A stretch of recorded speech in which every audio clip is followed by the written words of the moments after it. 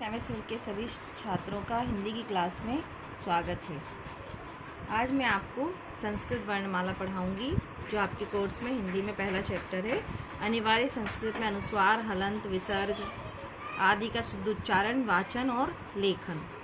तो सबसे पहले हम संस्कृत पे थोड़ी सी चर्चा करेंगे। संस्कृत विषय में हमारी जो संस्कृत भाषा है, ये समस्त भाषाओं की जननी है। ये भारत की संस्कृति का प्रतीक है। संस्कृत इस देश के प्रत्येक बच्चे को अनिवार्य रूप से आनी चाहिए। यदि बच्चा अपने देश की संस्कृति से नहीं जुड़ेगा तो सोचिए वह इस देश का परिष्कृत नागरिक कैसे बनेगा। दिन की शुरुआत भी सुप्रभातम संस्कृत शब्द से ही होती है।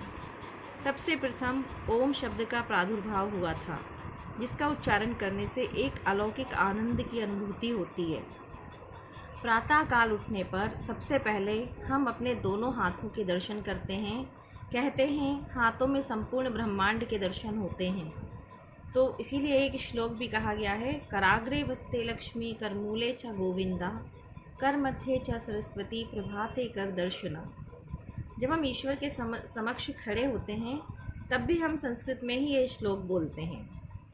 इसी प्रकार आप लोगों ने कई बार बोला भी है और सुना भी है, गुरुर् ब्रह्मा गुरुर्विष्णु गुरुदेवो महेश्वरा गुरु साक्षात परब्रह्म तस्मै श्री गुरुवे नमः। कहने का मतलब ये है कि यदि हम भारतवर्ष में रहते हैं तो हमारे दिन की शुरुआत बिना संस्कृत के हो ही नहीं सकती। और भी ऐसे अनेक शब्द हैं जो हम दिन की शुरुआत में बोलते हैं, जैसे सूर्य को जल चढ़ाते समय ओम श्री सूर्याय नमः, श्री गणेशाय नमः, ओम नमः शिवाय, ओम गणपते नमः, ओम तत्पुरुषाय विद्महे वक्रतुंडाय धीमहि तन्नो दंती प्रचोदयात्। ऐसे कई अनेकानेक श्लोक हैं जिनका उच्चारण स्वतः ही हम अपने यदि ईश्वर के समक्ष खड़े हैं तो कुछ तो अवश्य ही मुँह से प्रस्फुटित होगा, निकलेगा। ये सीखना नहीं पड़ता है, ये खुद ब खुद हमारे अंदर से निकलता है।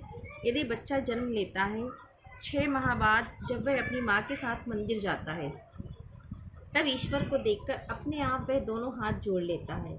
ये प्रक्रिया स्वतः ही होती है, स्वाभाविक होती है। उससे कहना नहीं पड़ता है कि हाथ जोड़ो, वो अपनी माता को देख के स्वयं ही करने लगता है। तो आज हमारा जो मेन सब्जेक्ट है वो है संस्कृत वर्णमाला, जो आप लोगों ने पढ़ी हुई है। पहले भी मैं पढ़ा चुकी हूँ आप लोगों को। फर्स्ट सेमेस्टर में पढ़ाई थी आपको, थर्ड में भी, और इसमें फोर्थ में भी थोड़ा सा इसको दिया गया है। तो बता रही हूँ थोड़ा जो आपको दिया है, एक चैप्टर संस्कृत का। तो उसमें संस्कृत वर्णमाला दी हुई है। तो संस्कृत वर्णमाला आप सभी जानते हैं कि माहेश्वर सूत्र से शुरू होती है। माहेश्वर सूत्रों की संख्या 14 है, जो आपको मैं पूर्व में बता चुकी थी, लिखवा चुकी हूँ माहेश्वर सूत्र। अगर आप लोगों को फिर से लिखना है तो दोबारा किसी वीडियो में बता दिया जाएगा। तो माहेश्वर सूत्र फिर भी सुन लीजिए। अ इ उ अण रील ऋक एओम एऔच हैवरट ल अण इयम अणनम झ घ जब गणदश ख फ छ ठ थ च त ट व क प य श श स र हल। तो ये आपके माहेश्वर सूत्र हैं 14। अब संस्कृत वर्णमाला पे आते हैं हम सीधे ही। संस्कृत वर्णमाला में 13 स्वर और 33 व्यंजन और 4 अयोगवाह, ऐसे कुल मिलाकर के 50 वर्ण हैं। स्वर को अच और व्यंजन को हल कहते हैं। अच, जो अच की संख्या है वो 13 है और हल की 33 है। अयोगवाह 4 हैं। 14 स्वरों में से 5 शुद्ध स्वर हैं, छोटा आ, छोटी ई, छोटा ऊ, री, लृ। और अन्य स्वर 9 हैं, बड़ा आ, बड़ी ई, बड़ा ऊ, री, लृ, ए, ऐ, ओ, औ।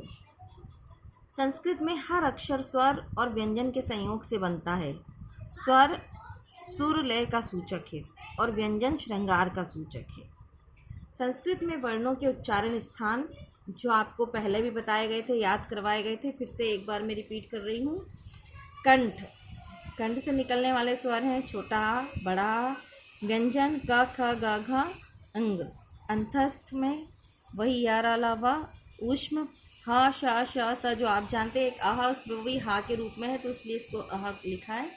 तालु, छोटी बड़ी, री रे ऋ ऊ, बड़ा ऊ, ए ऐ ओ औ।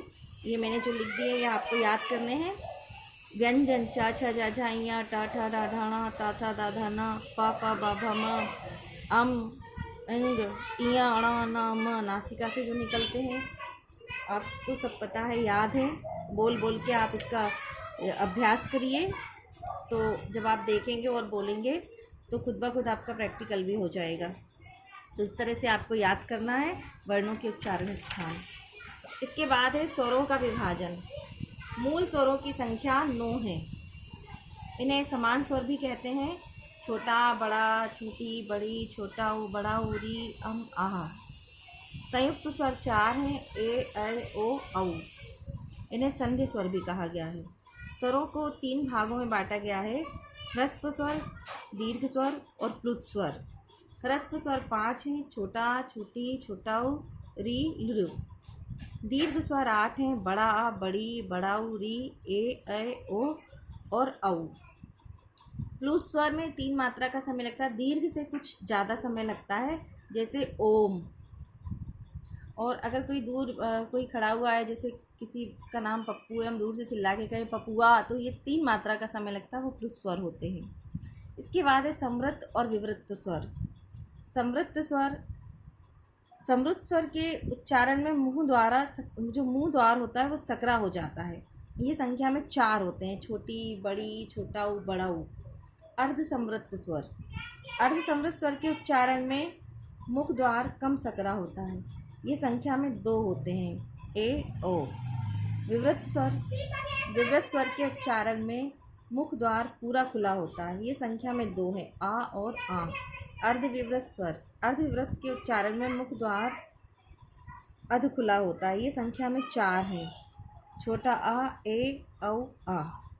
इस वीडियो में इतना ही। आगे की वर्णमाला अगले वीडियो में बताएंगे।